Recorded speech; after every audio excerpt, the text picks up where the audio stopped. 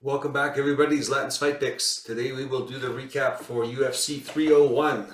Look at what went right, what went wrong with our predictions, talk about the fights. So let's start. We'll do it as usual. We'll go from our most confident to least confident. We'll see what we got right and wrong and talk about the fights. It'll be, I guess that's a good order to go to. Barolo, most confident pick. Yes, Barolo was the most confident pick. He definitely won the fight. I mean, we expected him to take Craig out, but I have said that I had a small bet on Craig just because the odd difference in the experience for Craig, and I thought he was taking a big step up. So there was a little sprinkle on Craig. But nevertheless, Barolo did win. You know, I had to put a couple of sprinkles on these really big dogs, especially if they've got a lot of experience, and it did pay off in one event. And it was fairly close in another. Moving on, Pereira, minus 725. Well, he was my most confident pick, and of course I didn't even put in the dog shot for Portieria just because he didn't fit the criteria for dog shot, just because he's kind of a wild man, new to the division, not that much experience in the UFC. Well, actually, some experience, but not at a high level. So he didn't fit the criteria for a dog shot. So Pereira was the pick. There was no bet on Pereira. I had him in a parlay, but not individual bet. Even a parlay is not even worth it. It's kind of a, what's that word? Not the Lambo parlay. Degenerate parlay. Yeah, that's the word. Anyway, so we got that one right. Got that one right. This one, well, here we go. See, minus 600 Petrino. Petrino should have won the fight. Petrino could have won the fight.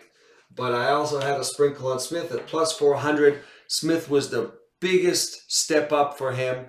He was the hardest guy he's ever fought. Smith's a veteran in the sport, has fought everybody. And sure enough, just like a veteran, he waited for his opportunity, was patient, and he got the submission really quick and really early. Petrino shows exactly why, why I thought he could lose this fight, because his lack of experience. And he was standing on the feet, and on the feet it was fairly even. You know, there was a few times Pacino got kicked. Pacino threw some punches back. It was fairly even. And it almost seemed like Pacino thought, okay, you know what? This is fairly even on the feet, instead of really working at it and, knocking this guy out. Because obviously Pacino, much tougher guy. He could absorb a lot more punishment. Smith is not taking punches well.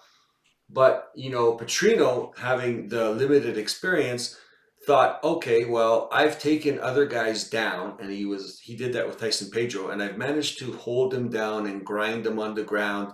And he thought, you know what? I'll take this guy down, and I'll just lie on top of him and grind on him, and not take any damage and win the 3-round fight. Well, guess what? As the moment he went for the takedown, Smith, being an excellent Brazilian jiu-jitsu practitioner, snatched up the neck so tight. You could see it was in before he even hit the ground. It was so tight, and you could, when Pedro went for the double leg and he snatched up the neck, you could tell for a second Petrino didn't know what to do. And it was does he slam him on the ground, or does he just stay up? And I think his choke was in so deep, it didn't even matter, because you could tell Pacino was thinking of just staying up, and then he realized this was tight. He's going to finish it standing up, and then he went to the ground, and then it just got tighter. Instant. This is why this guy is so dangerous. He's a veteran. He's fought the best guys. This guy has not fought the best guys. Lack of experience. All he had to do was keep it on the feet, because he could take more damage than Smith in the 3-round fight. He would have won that fight. But the chance Smith had is by snatching up a submission. And he gave him that chance because, he had a little bit of a mental breakdown. And I've been looking to fade Petrino, and I was looking for the right fight. I thought this could be the right fight, or it might not be the right fight. I mean, realistically, he should win this fight. But, yeah, I did have a small bet on Smith. anyway. So, and it paid, but unfortunately there was another a small parlay I had with Petrino, and of course he ruined that. But nevertheless, Smith was the right pick. This is why I said that sprinkle a little bit on Smith and Craig. These guys are veterans. They can pull off a submission out of nowhere. And, obviously Petrino was much more greener than Barolo. So this was a higher opportunity, higher chance of happening. So anyways, good bet on the side. He was the pick. It was a mistake. Shouldn't have been a mistake, but it was a mistake because this guy just made a mistake. Anyways, moving on. Pantoja, close fight. Great fight. I high degree of confidence of Pantoja. I thought he could win this fight. He did win this fight. It was a close fight. I don't know why people are saying Erceg got ripped off. I watched that fight. Erceg didn't get ripped off. Erceg lost at least 3-2. As a matter of fact, even when I was watching that fight, there was that what was that? What, second or third round? There was that they gave to Erceg. Even before I saw the judges' scorecard, I go, when the third round was over, I thought there was a chance by that time that Pantoja had already won the fight. That's how close that one round was. I know he won 2 rounds solidly, but there was one round, it could have gone to either guy. And one of the judges actually gave him that round. I can't remember, a second or third. And then, of course, Erceg won the 4th. And then Pantoja won the 5th. So I was at least 3-2 for Pantoja, possibly 4-1 for Pantoja, depending how. And of course, I had bet on Pantoja, so with my rose-colored glasses, I would have leaned Pantoja on that round. But there was that one round. I think it was the second round. I believe it was so close because I know that who started really strong. I think somebody started really strong and then somebody ended really strong. I can't remember. But it was one of those rounds that was really close. And I think Pantoja ended up on top and ended strong on that round, I believe. So anyways, so I was like, fairly confident he just needed one more round. And that was the case anyways. He ended up pulling it off. I mean, Pantoja's never in a super dominant fight anyway. I don't think he's ever dominated anybody. Even the last 2 guys, he was winning the fights, but he wasn't dominating anybody. So at this level, I don't think you're dominating these guys. But Erceg, he's going to be the future champ. Pantoja's 35 years old. He's one of the sad stories in the UFC. He should have had a title shot 4 years ago, or 3 years ago. But these guys have been putting this guy on the back burner forever, playing with other guys who are making big draws like Figueiredo and Moreno and Pantoja was just there sitting there, and he had I think beaten at least, well, he beat Moreno well before that, and he just never got a title shot. And he finally got a title shot, and he's 35 years old. Now I think he's trying to get as many title defenses, make as much money as he can while he's champ. But hey, he's 35. How many more years does he have left? 36, 37, maybe, depending. I mean, look at Volkanovski. At some point, something gives away, and Pantoja really relies on his chin, and that's the first thing to go, right?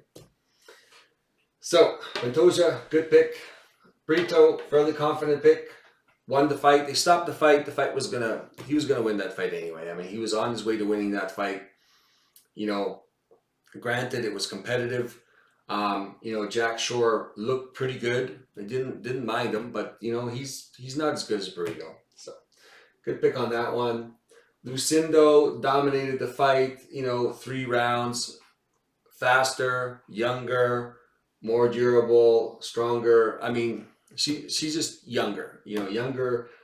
And she just dominated the older veteran. And it was going to be a good fight. And, I've always like to bet on Carolina against these young up-and-comers just because she tends to turn them back and they underestimate her. But no, Lucindo's, she's pretty good. So there was no doubt about that one. Barbosa, I mean, she started off really good and then and I think she ended up winning the 2nd round, and I think she lost the 3rd round, and it was close, right? It was a split decision. I don't think it was a robbery. I think Barbosa did do more to win, controlled the fight more, and was, had the big moments, more of the big moments, and longer, like a longer portion of the rounds. So I it wasn't a robbery. I think she won for sure, but it was a closer fight than I had wanted it. She almost got the submission like right at the beginning, and then what's that girl? I can't remember her name right now. She had fought through it. She's a tough girl, and you know what? I mean, given a choice of who to watch fight, I'd rather watch the other girl fight than Barbosa, just because I know she's going to be standing up and fighting 3 hard rounds, right? But Barbosa won. We figured she won. It was closer than I thought it would be. Let's put it that way. Costa, I mean, it just dominated that fight. Like Borjas, like I had bet Costa, and I was there. Like, there's a lot of guys online there, like Borjas, man, Borjas, max bet on Borjas. Like, I go, man, am I just not seeing something? I had my doubts. I'm there like, well, maybe I'm messing this up, because there was guys like confident Borjas was going to be the best. I mean, and I saw it right, thank God, because it was the first fight, and he just dominated. Like this is his first fight. I think we had a full training camp where he wasn't fighting a top guy. So yeah, it looked really good. Close in a close fight. Silva. He looked really good, and there was a time there, I think in a second, where he had a deep choke, and then it was almost like the choke with Petrino, and Close went back and tried to slam him in reverse face first, but it didn't work, and he ended up getting mounted. But Close, he's tough, man. This guy's tough. He wasn't gonna be denied, and he fought through it and fought out of it. He did win the fight. It was it was a hard fight, but Close won and I'm going to keep using the word close fight. So anyways, moving on. Ruffy, they set him up with the perfect guy, but Ruffy's the real deal.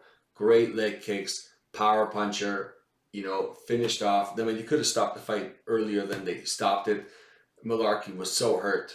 And Malarkey, of course, susceptible to a lot of power. This is how this guy wins. So it was made for TV kind of thing for the Brazilian crowd. So Ruffy won. It's a pretty easy fight. Aldo, I was just sweating about the leg kicks, and the moment the fight started, Aldo checked a couple of kicks, and the kicks completely stopped for Martinez.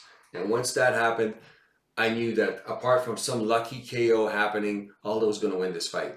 Aldo was slicker, faster, not necessarily more powerful, but just slicker, faster with the boxing, just more cerebral in there, a lot more experience. Once the leg kick stopped, Martinez was done.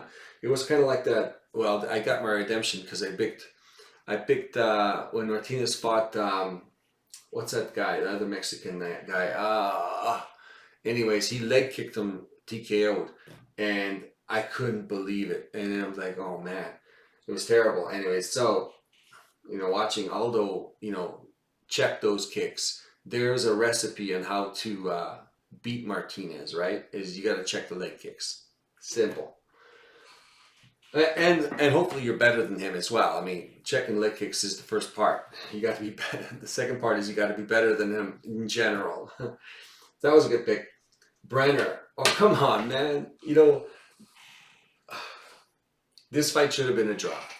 And because Brenner was winning the third round, there was a point taken away from, Orobai.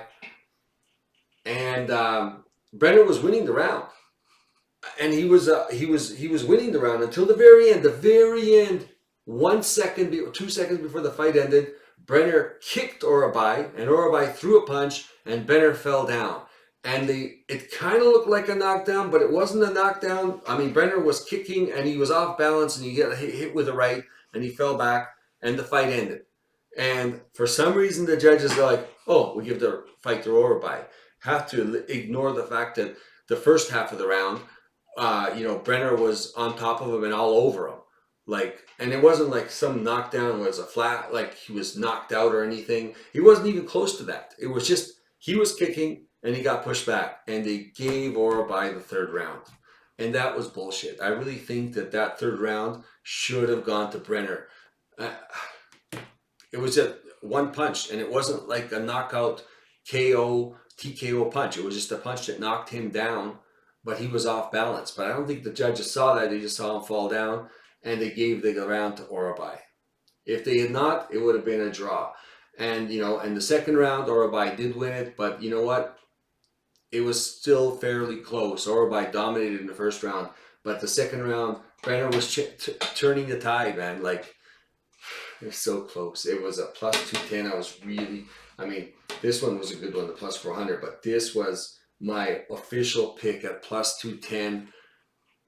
Brenner almost pulled it off. You know, it just goes to show, like, don't doubt this guy. Like, he just, you know, he's good, man. Like I said, I can't bet against this guy. He finds a way to win.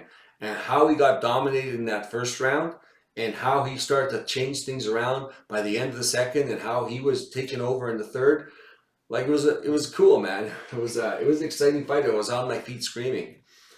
So, great fight. I put down so close. It was close. I mean, he should have got a draw for sure. And then, of course, I don't think it was close in the second round. I know he lost the second round, but he was turning it around at the end there. Vince Pichel Bonfim. This is one of those guys with a lot of experience, really tough, really durable. And you know what? He is really tough. He's really durable. Bonfim couldn't put him away, but he was just a little too slow. Bonfim was getting up on the strikes. And yeah, this is one of my least confident picks. I decided to go for it in this one. I mean, I could have easily had this guy down here, but I had to pick between one, and I just wanted to pick one really big underdog as an official pick rather than kind of like, don't bet on him and I would sprinkle and sprinkle. I had a full bet on him, and I kind of didn't have a full bet on these two guys. But nevertheless, it didn't quite work out. I haven't seen Pichel in a couple of years. Bonfim, I mean, he looked better than the last time we saw him, of course. And I mean, yeah, it's one of those dog shots. I thought this one and possibly this one are going to be the three to hit, and it ended up being that one. So not too bad. I mean, Bonfim did win, unfortunately, but yeah, I kind of went for it. But the good news is, as far as, like, you know, when you're doing your parlay, and I didn't have them in there, like, I mean, look how many I hit. I had a small parlay 1, 2, 3, 4, 5, 6, 7, 8, 9, 10, because I had separated these ones from the bottom up to here. I didn't, and then I had another one where I separated there. So these two, there was a parlay where, because they were so low in my confidence, I actually didn't put them in. So some I did, some I didn't. So it worked out, because the least confident is where the mistakes were. And when that happens, I'm very happy. And this one wasn't bettable, which was good, and I stayed away from that one in general. But not all of them. I did have a degenerate one where I had them all in there, but nevertheless, it worked out overall. It was a good fight card. You know what? It wasn't as big as, I mean, the 300 was so massive, and I just definitely noticed when I was watching the fights. I was watching it at a pub. It was a lot less people, so it wasn't a big fight card unless you knew the fighters, and the people who are more diehards, like, knew the card was good. I thought that, you know, it's a heavy Brazilian crowd. Heavy Brazilian card, and of course, you got to be a big time UFC fan following this to know most of the fighters. Most of the people didn't know who they were. I mean, it was very similar to what you'd get at a fight night, where a lot of people didn't know a lot of the fighters, just because most of these guys are kind of Brazilian, and there was a Brazilian-centric card. So, you know, it's a niche market, right? But nevertheless, it was Brazil. They had to do it, and it was a great card with a lot of good fighters, a lot of good potential there. Yeah. All right. Well, let me know what you think of the fights. I thought they were pretty good. Overall, legitimately 10 out of 13. This one I didn't have a bet on anyway, but he was the pick. So officially 10 out of 13. Not too bad. This was my long shot. you know, what it is, right? Not too bad. All right, so let's get ready for the next fight night. Should have the video out by Friday. Yeah, unfortunately, it'll be Friday, just a busy week. I can't see myself getting it out sooner than Friday. I managed to get this video out just because I had a free time today, but there's a few more fights I have to go over. But yeah, otherwise, let me know what you think of the card. And hit the like button if you like the content. Subscribe if you want to be notified the next time I put out the video. Otherwise, good luck, and we will see you guys on the next fight card prediction video on Friday.